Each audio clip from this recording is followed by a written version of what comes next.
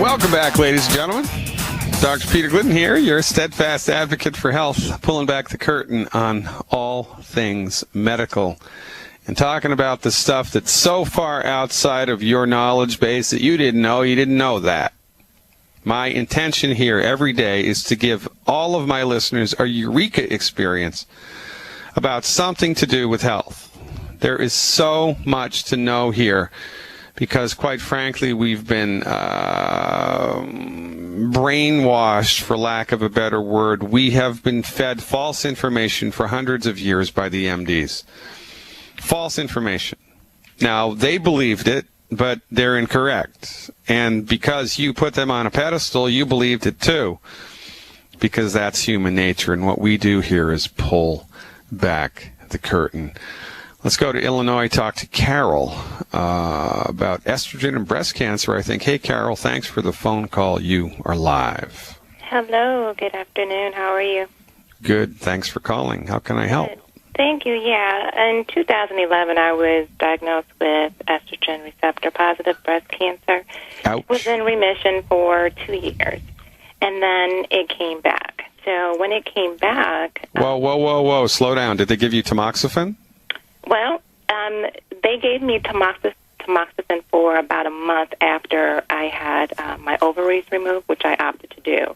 So I was on that for about a month, but then they took me off of tamoxifen, and I started taking another, I think it's aromatase, some kind of estrogen blocker. I can't remember the name of it. Yeah, and when you originally got the diagnosis, did they do biopsy or a lumpectomy or radical mastectomy or radiation or chemo?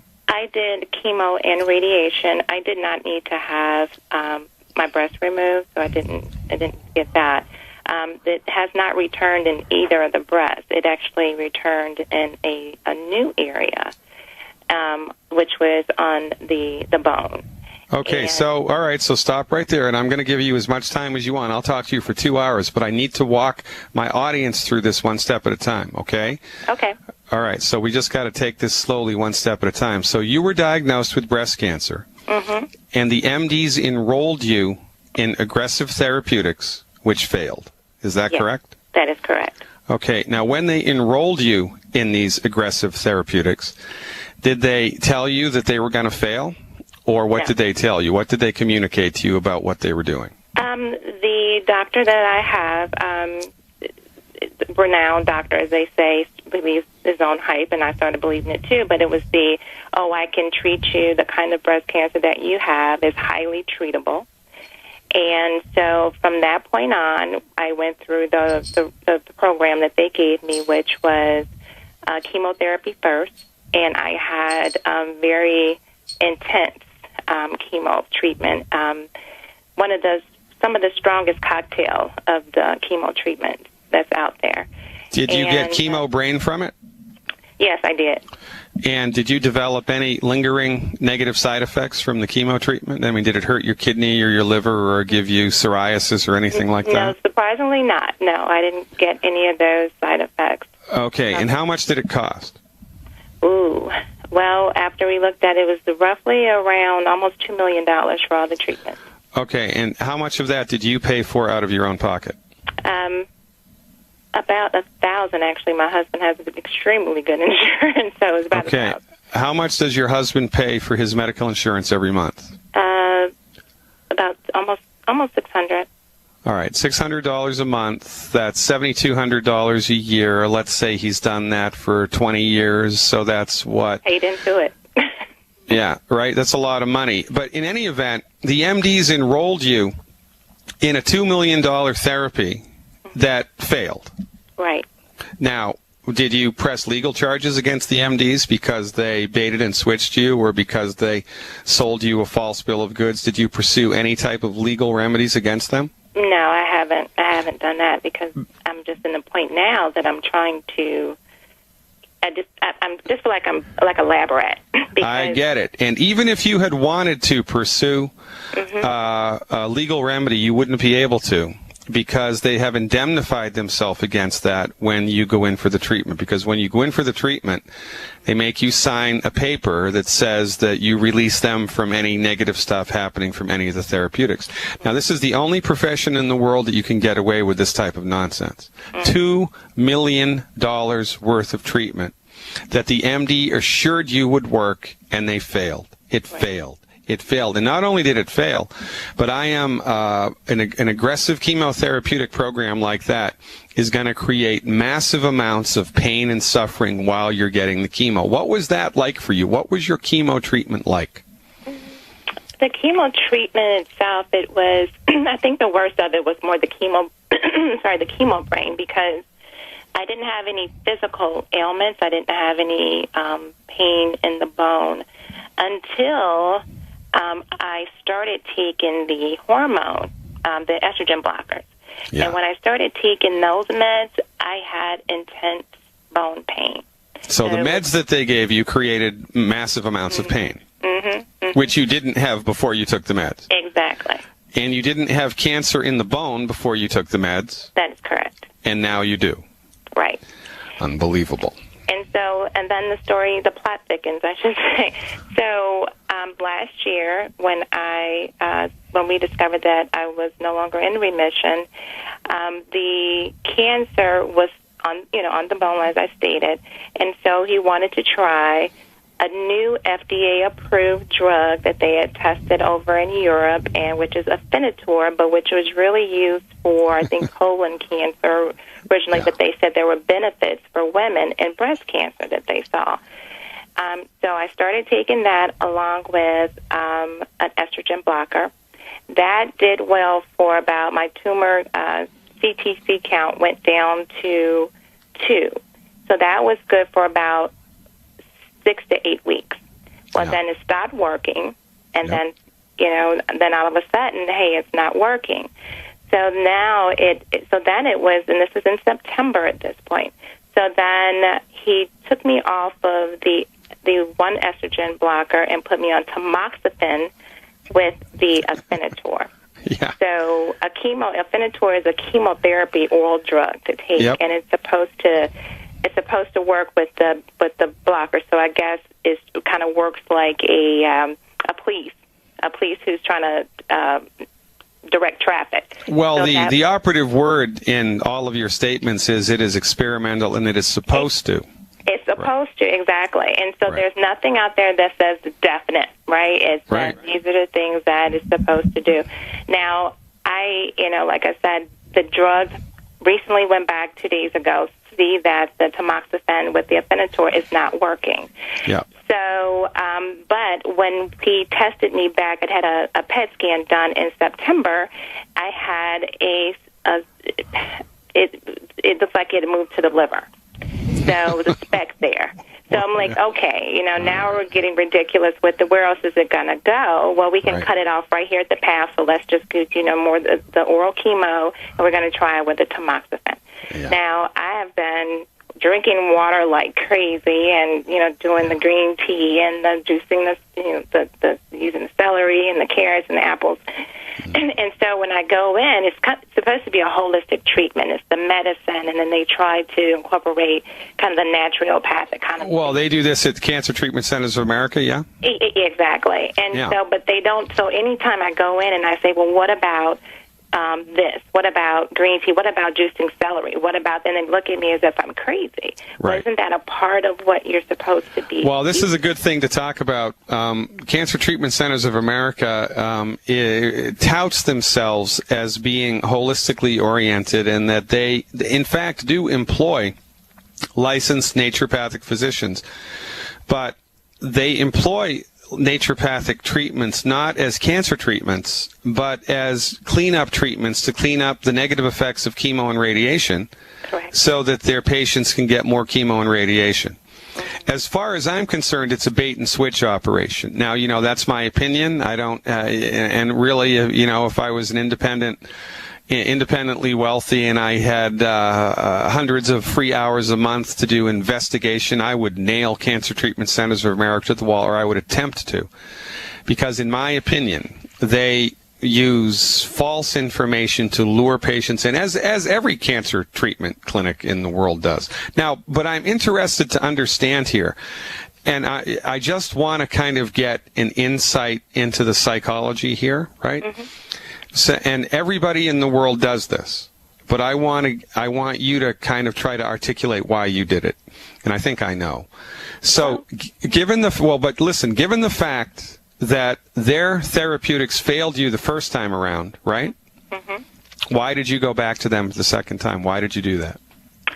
I think at that point you're kind of in survival mode, and so you exactly. don't know. You're working out of fear. You're fear-based. Right, exactly. And that's how they win. That's how they get money. That's how they maintain their top dog status. It's out of fear. And, honestly, for goodness sake, we're not against drugs and surgery. We're not. We're not against pharmaceuticals. I'm not against it. If it works, great. But it never works. Not for this. And the MDs upsell it all of the time, and nobody holds their feet to the fire. Now, I wrote a book called The MD Emperor Has No Clothes. You can download it for $10. Just go to my website, fireyourmdnow.com. And I wrote a little chapter on cancer, and that chapter has 10 questions that every cancer patient needs to ask their oncologist with a witness and with a recording. Okay. Dear doctor, does this cancer treatment work? Does it cure my cancer? If it doesn't cure it, what can I expect? What are the side effects? How much does it cost? What does it do to my body? How much do you make?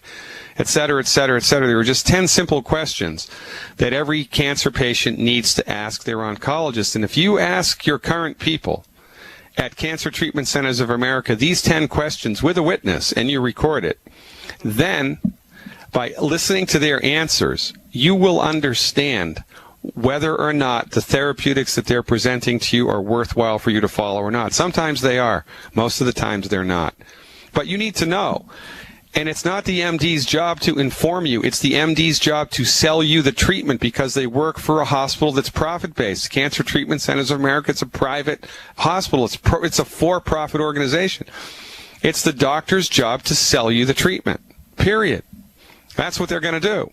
They're going to sell you the treatment the same way they try to sell you a car. And, it's wrong.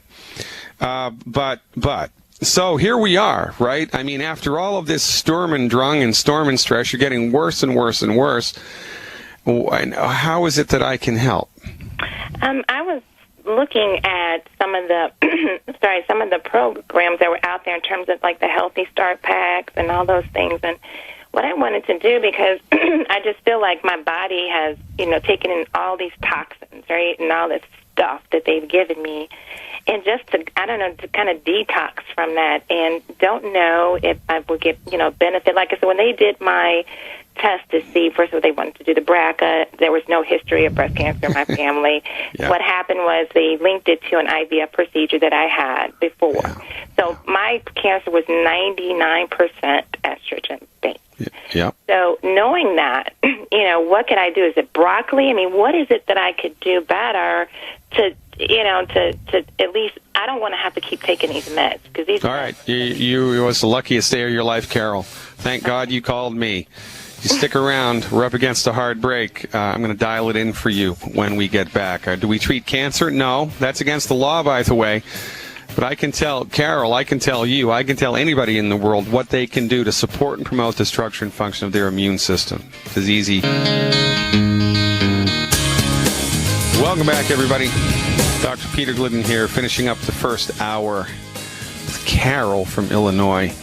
And she's up against it, dealing with breast cancer and ineffective, extremely expensive medical treatments sold to her, kind of a bait-and-switch method. It's quite frankly unbelievable that these people haven't gone to jail. But here we are. Let me bring Carol back up. Carol, are you still with me? Yes. All right, good. So now here we go, right? So now, a couple things to understand. It's illegal, and if this doesn't make you really mad, then you're just not paying attention. It's illegal for anybody in the United States except an MD to treat cancer. You can't do it.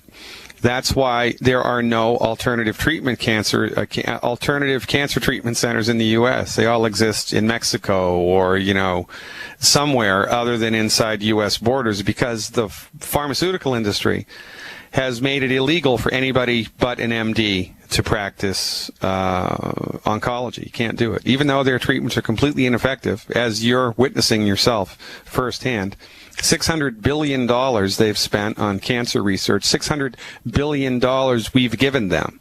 They have profited $600 billion and have delivered nothing to us in the form of practical cancer cure. It's nonsense. And we can't treat it. But all that we do have in the alternative community is, and I say alternative in quotes, in the holistic medical community, is anecdotal evidence provided by brave holistic practitioners all around the world who do in fact treat cancer and who have had successes with it. So what I can tell you is first of all, right, you don't have breast cancer because you have estrogen. You don't have breast cancer because you have a breast.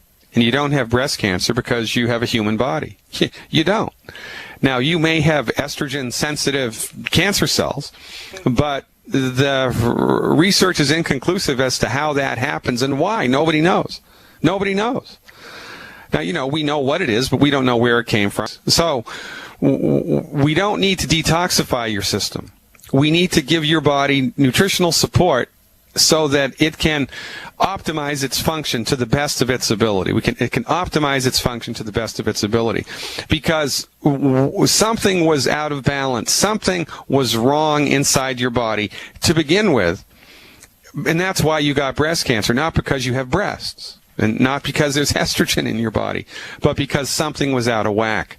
So a prudent person would deliver to their body a nutritional strategy, a nutritional program, the intention of which was to give the body all of the raw materials that it needs to support and promote its optimal function. Step back, get out of the way, keep your fingers crossed, and see how far back the body bounces. So that's what I can tell you to do. I can provide you with a program that will support and promote your body's ability to optimize its function. And, it's not to be misconstrued as a breast cancer treatment. So how much do you weigh? I'm 5'9", and I'm at 169. Okay, so here's what you need to do. Number one, eliminate 10 foods from your diet. 10. You can download that list for free on the front page of my website, fireyourmdnow.com. Sign up for my free newsletter, and the list is yours for free. fireyourmdnow.com. Sign up for the newsletter, download the Good Food, Bad Food Diet, and eliminate the 10 bad foods yesterday. Number one. Number two, take 2 anti-aging healthy start packs a month. 2 anti-aging healthy start packs a month. 4 bottles of Ultimate Selenium a month. 4 bottles of Ultimate Selenium a month. 2 anti-aging healthy start packs a month. And as much Z-Radical as you can afford. The Z-Radical is a liquid. It's got a product in it called fucoidan. It's an extract from a sea vegetable, and fucoidan has been documented to increase apoptosis, which is pre-programmed cell death of cancer cells. It's not a bad idea. As much Z-Radical as you can afford. If you can afford a bottle a day, get it. If you can afford a bottle a week, get it. If you can afford a bottle a month, get it. This on top of the anti-aging healthy start pack and selenium, and eliminate the 10 bad foods. Start this program and call me back every 3 weeks, more or less, with a progress report, and we'll see how you're doing. And ask your oncologist the 10 questions in my book. Ask them the 10 questions with a witness and a recorder, and then I'll play the recording on the radio. And that's what I'd love to do that, Carol. Thanks for finding us. We're out of time. I appreciate you. Thank you. All right, you're welcome. God bless.